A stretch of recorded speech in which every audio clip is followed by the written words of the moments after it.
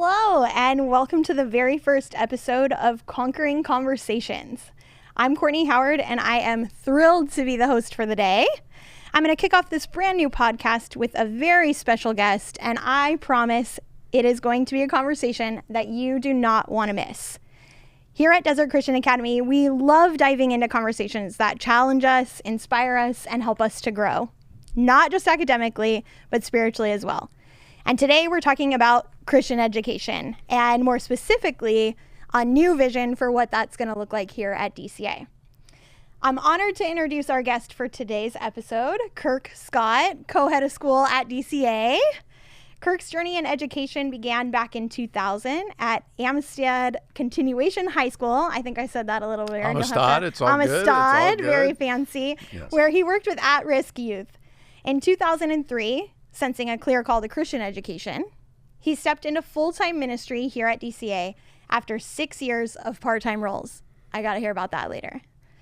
Since then, Kirk has served in a variety of leadership and instructional positions, including Bible teacher, chaplain, dean of school, secondary principal, and now co-head of school.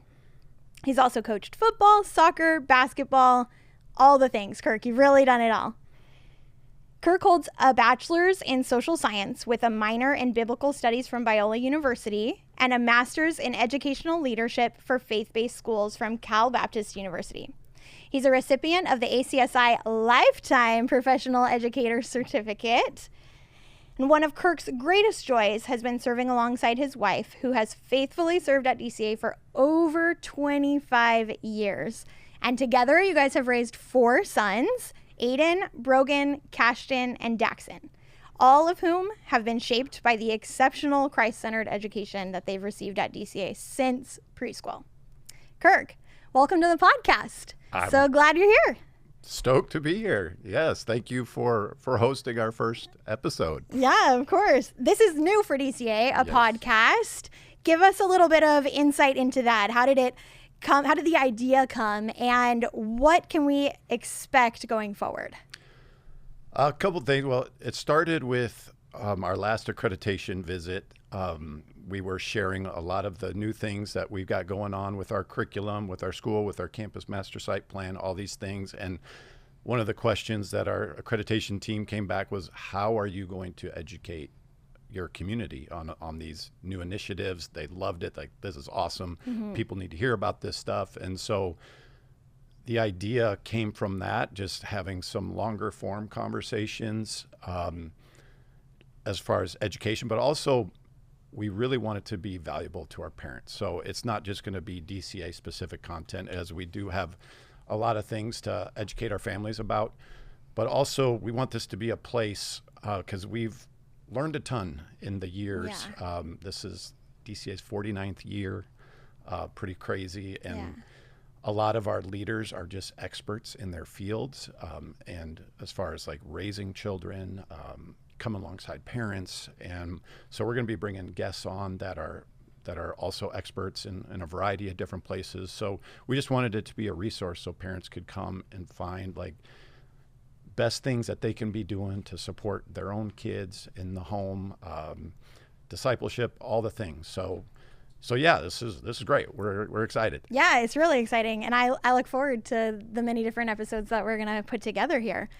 So today we're talking specifically about Christian education and the new vision for DCA. We're going to kind of inform families and listeners about what we kind of have going on over at DCA. So let's start at the very beginning. When we say Christian education, what does that mean?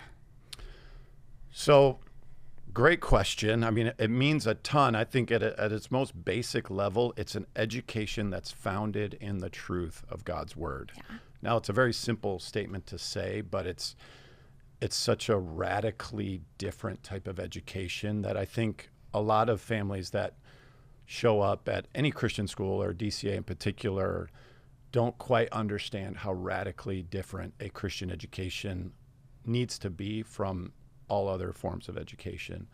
Oftentimes when people hear Christian education and they hear an education based on the truth of God's word, they just think values-based. Right. Okay, our kids are going to they're going to learn reading, writing, arithmetic, but they're also going to get some good values. So who's against that? Well, now God's word definitely has values, but the trajectory is completely different as you get into his word. And so for me, who's kind of dedicated my life to this, there's really, and I don't feel, kind of egotistical saying this because I just feel like it's true. There's no other education.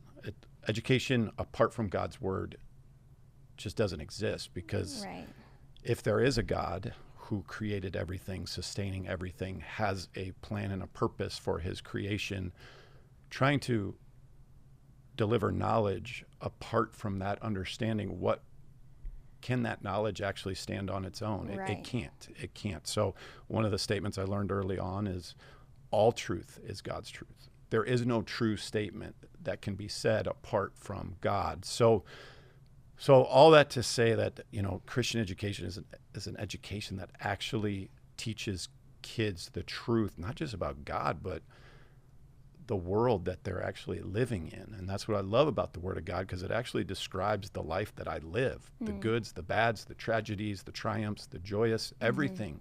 It's really the only worldview that I've come across that actually describes life the way human beings actually live it. And so yeah, but also one thing I do want to note, because I run across this all the time, is what Christian education isn't. Okay.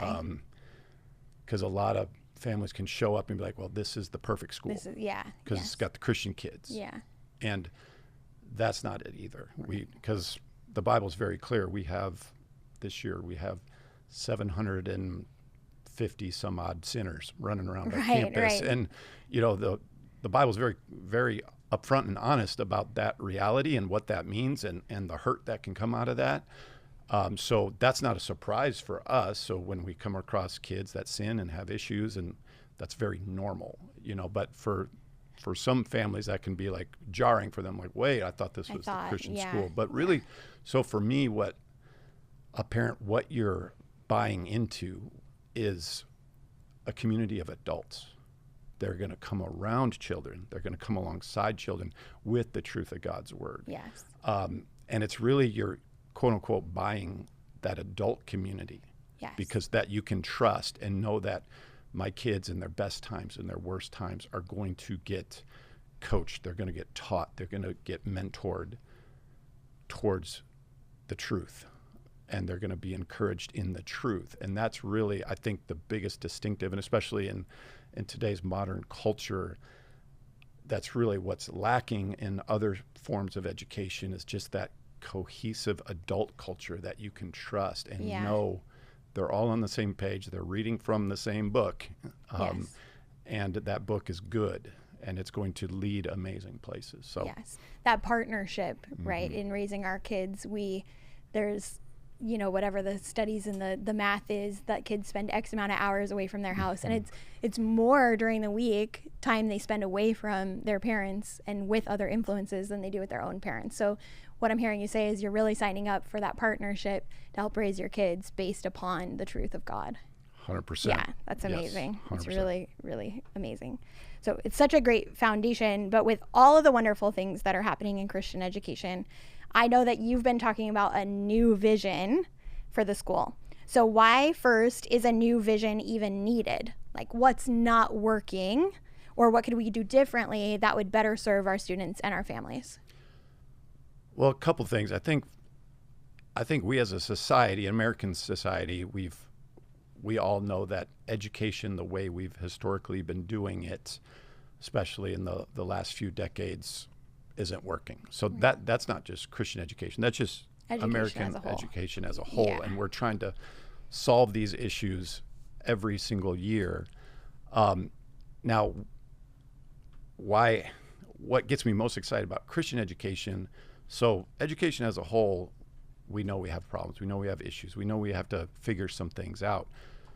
But who can actually deliver on those solutions?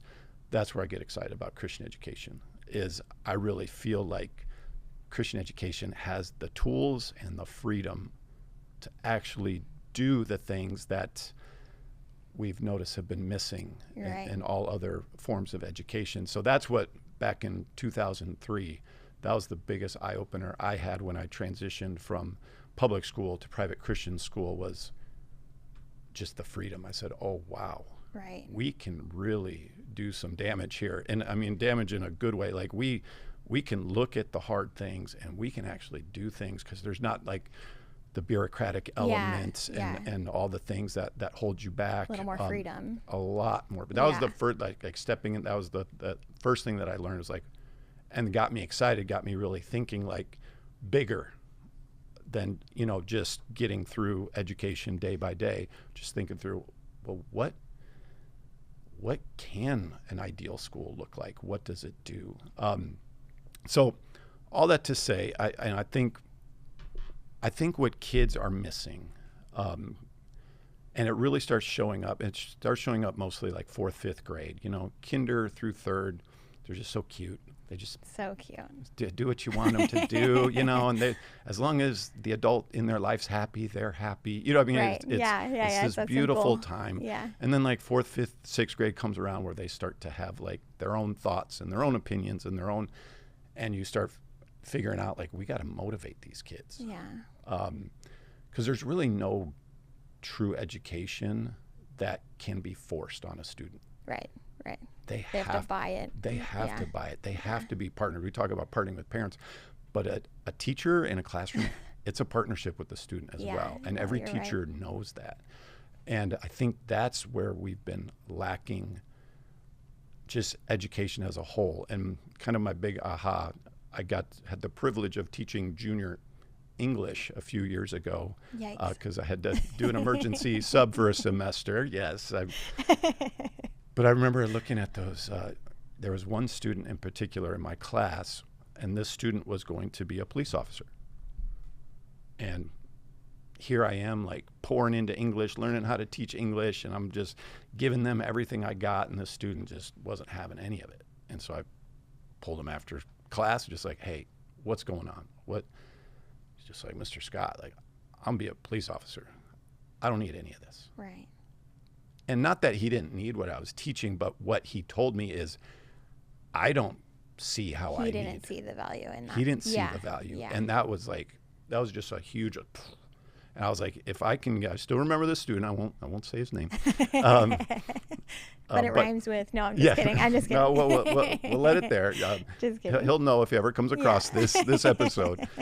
But I was like, if I can reach that kid with my English lesson, then, and in a point where he's like, oh, wow, this was essential. Right. I'm so glad now I know this or can do this.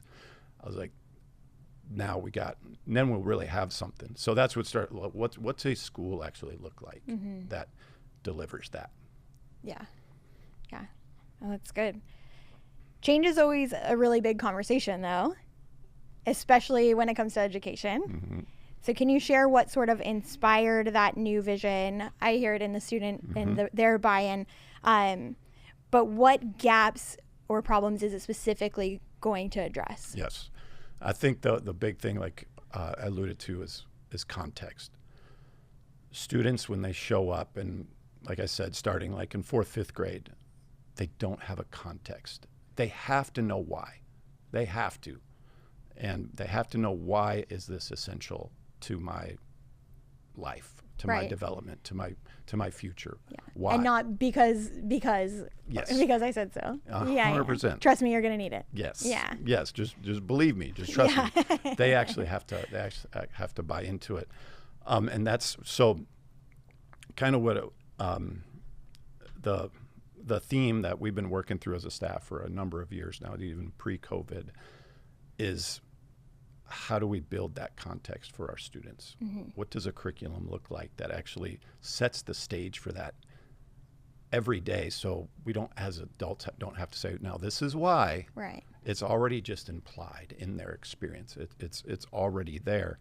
And what it really brought me to was the kind of guiding question of education. And I know I shared this with our parents really briefly at back to school nights, and it really resonated because it's the truth about how I was educated. The question that guides education is, what do you want to be when you grow up? Right. And, I kind of shared just when I was in kindergarten, I was asked that question. And you're asked that question at pretty much every grade level. And when I was in kindergarten, what was it? It was a firefighter or a police officer. Because Right. Yeah, those are your two choices. That was all I knew, that those were the only jobs I was aware of. Yeah. And then by the time later elementary, it was professional basketball player because I loved to play basketball. That dream was dashed by 8th grade, so I had to come up with a new answer. And so the problem with that question, that there's a lot of problems with that question.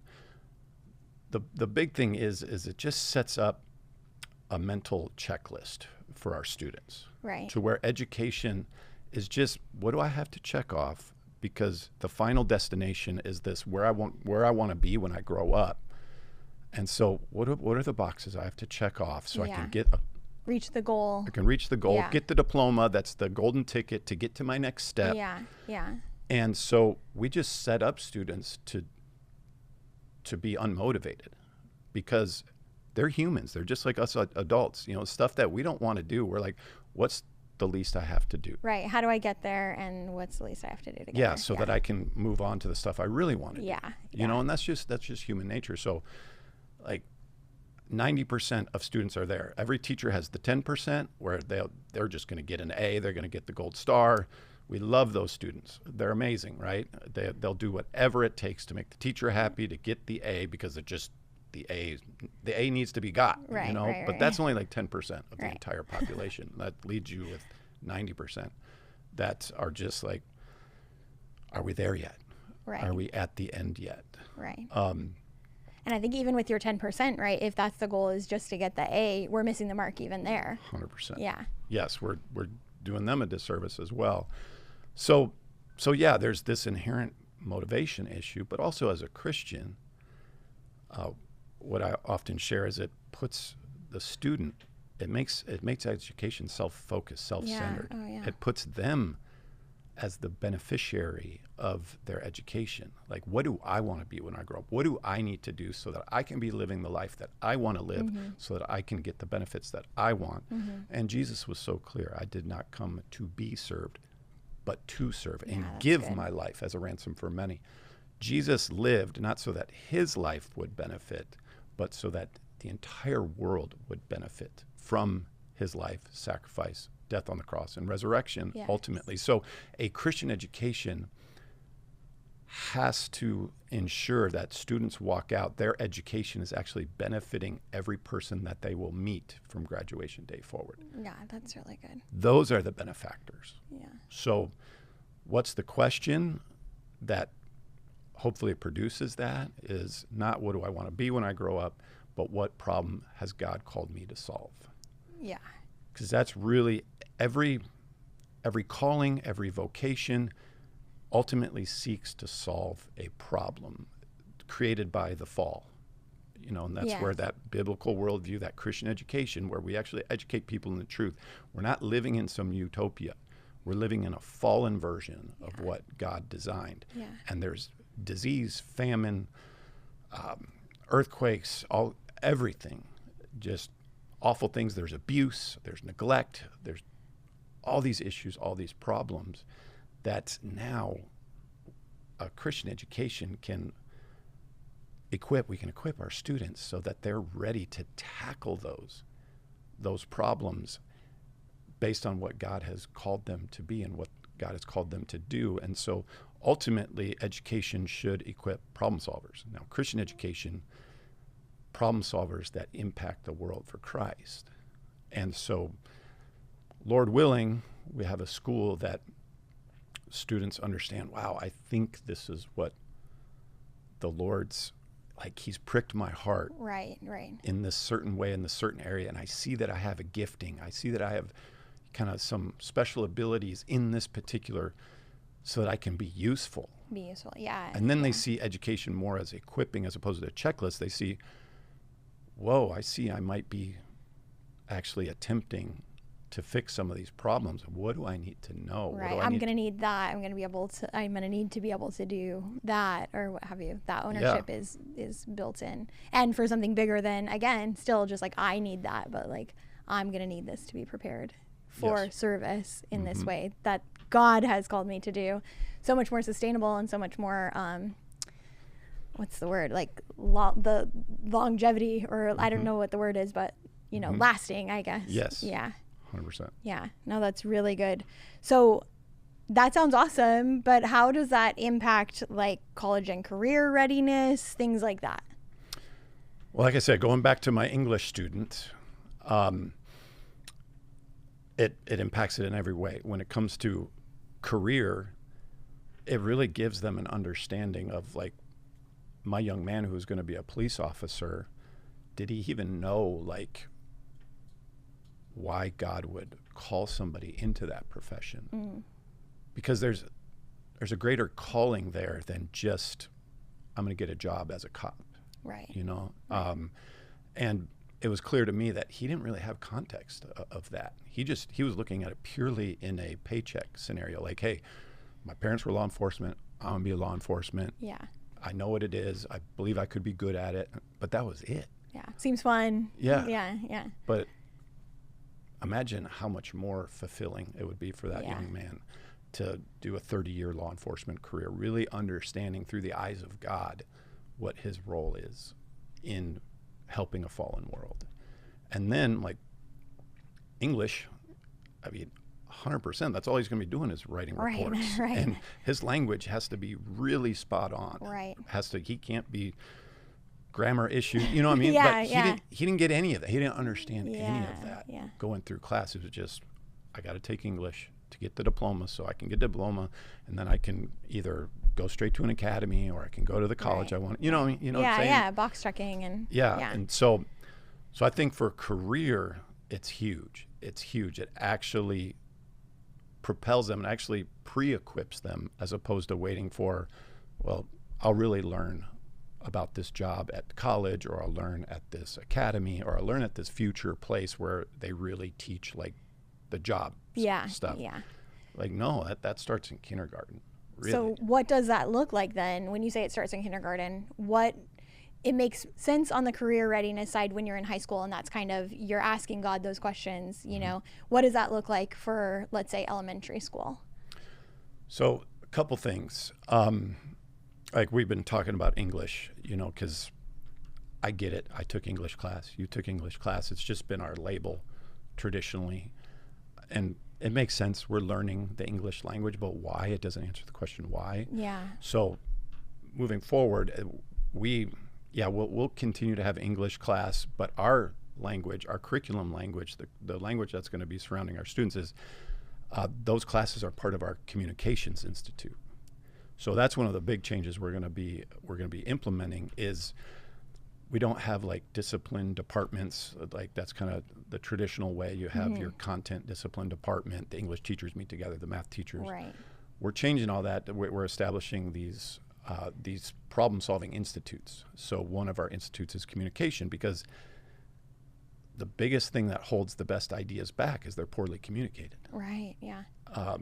So our kids starting at kindergarten, they're going to be taught all those core basics of language and grammar and all those things, but they're going to understand the context of why they need all that is so that they can be the most effective communicators, because God's going to call them into something very, very essential for his kingdom and for his plan. And he's going to give them ideas and thoughts that they need to make sure don't die in themselves because they don't have the skills to verbalize them, to get them out. So specifically elementary, you know, where I go in elementary is, especially when you look at AI, artificial intelligence, and how that's taking over the world right now. Yeah. Like when I think about elementary student, I'm like, we have to be developing authentic intelligence, because no matter how big AI gets, it's only going to be as good for the common man as there is authentic intelligence to be able to use it, manage it. We're always going to have to be ahead of it. And that's my biggest fear with artificial intelligence, is that artificial intelligence will take the place of authentic education. And so kids will only know how to do things artificially. But it's really those that have an authentic intelligence, they will always be the leaders. Yeah. Over someone who only knows how to manipulate artificial intelligence. Right. And that's so, where is that intelligence developed? Kinder through fifth. Like, yeah, that's it's really been good. since the beginning of time, but even more so. So we're going triple down on that, on those core basics of these kids have to be able to have this foundation, Right. This core educational foundation themselves. So Of communication and reading and writing and those basic, just the basic reading, writing, arithmetic. They need to be able to do all of that for themselves, so that then when AI comes in, they just automatically know if it's good, bad, useful, helpful. Like, they just automatically have this filter. And that's not where education as a whole is going to end up. And that makes me really, I love AI. Trust me, I know. Yeah, I think we all in the room. I think chat helped us with our script here today. That's a beautiful thing, but that's only awesome because there was authentic intelligence to know how to harness that for actual good. Because artificial intelligence doesn't ask the question, is this actually good? Right, and holy and useful. It doesn't ask those questions. It doesn't. Some authentic intelligence has to answer that question. Humanize it, really. Yes. Yeah. So anyways, I hope that answers that that's a little really bit. That's really helpful. So we know now a bit about the vision itself. What does that look like in practice? Like, within the classroom, if I walked into a classroom at DCA, what would that look like in practice? Yeah. One of the biggest challenges that I hope that, as we've been formalizing this curriculum, is setting our teachers up so that the answer to the question of why is readily just present every lesson, every day. So every student that walks in, one of the educational leaders I follow, and I believe him in this, he was just like, I should go to a campus and I should be able to ask a student, I should be able to follow them into their classroom and ask them why are they learning what they're learning, and they should be able to give me a coherent answer. Yeah. I was just like, wow, I couldn't have done that as a student. It'd just be like, well, just because they're telling me, Yeah. And I was just, that really challenged me, So that's one thing that you'll be, Lord willing, experiencing every day, like just that greater context, clear understanding from the students. Okay, this is where this fits. Now, they may like it, they may hate it. That's we'll leave that alone. They're temperamental kids still, but still being able to understand, like, this is where it's at. I think before we jump into that, I think what I love about that is, like, there's, trending, if you will, evidence that's saying, like, that's super beneficial in education as a whole, right? You ask any teacher, like, is your objective posted on the board? And I think what's so cool about this vision is it's not just about the objective on the board, right? It goes deeper, back to your essential question, is what problem is God calling me to solve? And then that buy-in, not just that I know what we're going to teach, but that I care about what we're going to teach. Or, like you said, maybe they don't, but at least they have the tools then to apply it in that manner. So it goes beyond even just, like, the trendy, like, objective. There's a greater mission. So I'm super excited about that part too. Yes. And like I talked about these institutes, we've done that in every subject matter. So we've looked at all of our course offerings, kindergarten as well, all age groups, and what is the institute that needs to be kind of surrounding that education, so the kids, the teachers, everybody knows what the ultimate goal is here. So instead of, like, world languages, we have a culture institute. Now, Yeah, I love it. Kids are still going to learn world languages at our school, 100%. But why? Well, because learning another culture's language is the highest form of connection. Yeah. Oh, it's so good. Between two different cultures. That's like the highest. If I can actually speak another culture's language, that's the highest form of connection that I could do being an outsider to that culture. And so why would you need to do that? Well, Culture Institute, because we're not good at that. Right. You know, right. in a fallen world, we're not really good at that. Yeah, You know, yeah. Differences in culture tend to divide, you know, Yeah, and so absolutely. we really need to educate so that those differences can still be, people can still be brought together. Because that can't be the reason why a calling fails. It's like, Right. well, I just can't reach that group of people. So Right.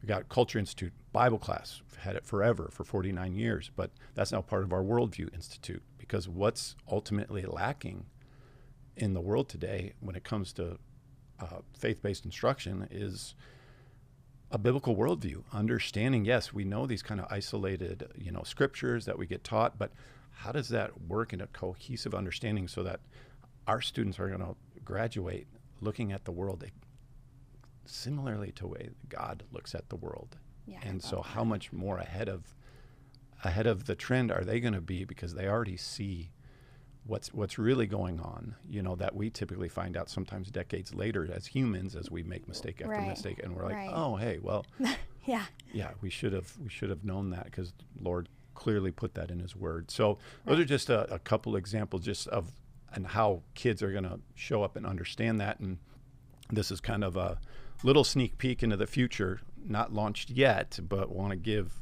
families just so what that'll end up being is students, by the time they get high school, they will have answered that question. You know, and their answer could change, you know, Right, whatever. morph and We're not Yeah, God. yeah, yeah. We're not God, but as best where they're at, you know, sophomore, junior year, they'll have answered, I believe that this is a problem that God's calling me to solve.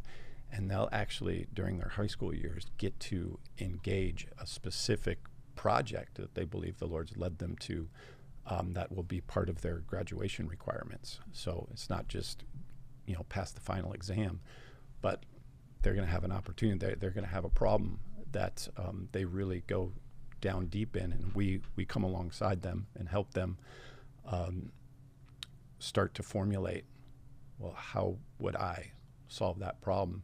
And so coming to those answers will be part of their graduation process. So really exciting. Those So good. I those have are things goosebumps. Yeah. those are things we'll launch in the next year or two. But this year was more just about bringing everybody to understanding kind of the changes that we've already made, you know, with our different institutes and our new curriculum, you know, intentions. Yeah, kind of see where we're aiming and getting ready to really jump into and launch. I always used to say I would do anything to not go back to high school, right? Like, absolutely not. But honestly, hearing the vision, I'm like, I wish I would have been formed through that process. So I guess maybe if I could go back, I'd go back to DCA in There you high go. school. Yeah. But luckily, you know, it's not going to do that. Kirk, this has been such a meaningful conversation. And I feel like we could keep talking and nerding out about all the different things that God has placed idea-wise for the vision of DCA. But before we go ahead and sign off, do you have any final thoughts or encouragement for our listeners, whether that's the parents, the students, the educators, about basically one big takeaway, one last nugget you want them to walk away with? I mean, I'll just say, doing this now as long as I would like to say, you know, just to our families, like, this is getting hard. And when I say this like child rearing, this child developing, this on the parenting side, on the educational side, it's,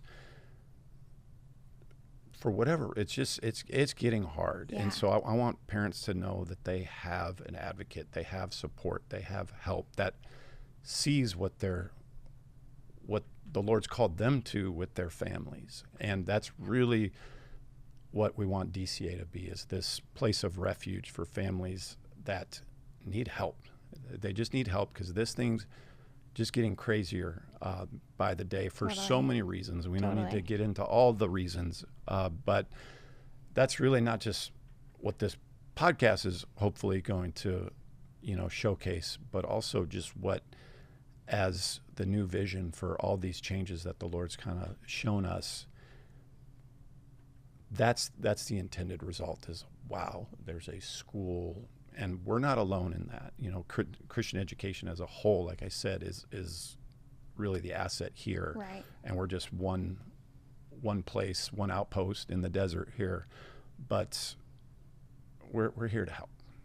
We're here to be a resource. We're here, and we believe the Lord's given us some of this vision so that we can be in front of the things, so that a family shows up, preschool, kindergarten, their life experience will be so much different than those that don't have that support, that don't have that resource. And that's really, to me, ultimately, what this is all about. As that's one of the problems that God has called me and my wife to solve, is just the complexity of modern society and how that's taking its toll on kids and youth, families.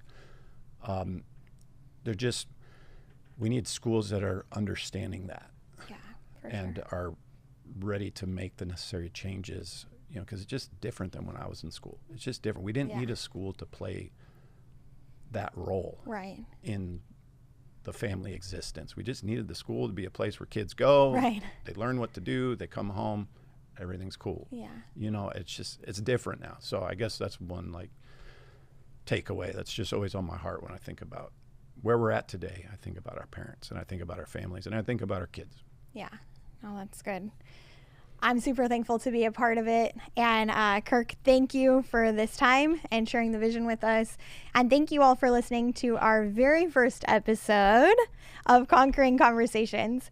We hope that you found this discussion inspiring and informative. And make sure that you subscribe so that you don't miss our upcoming future episodes, where we're going to continue just to keep diving into conversations that help us grow in our faith and learn in leadership and all of those things. So thank you guys so much. Thank you, Courtney. Yeah, thank you. That was awesome.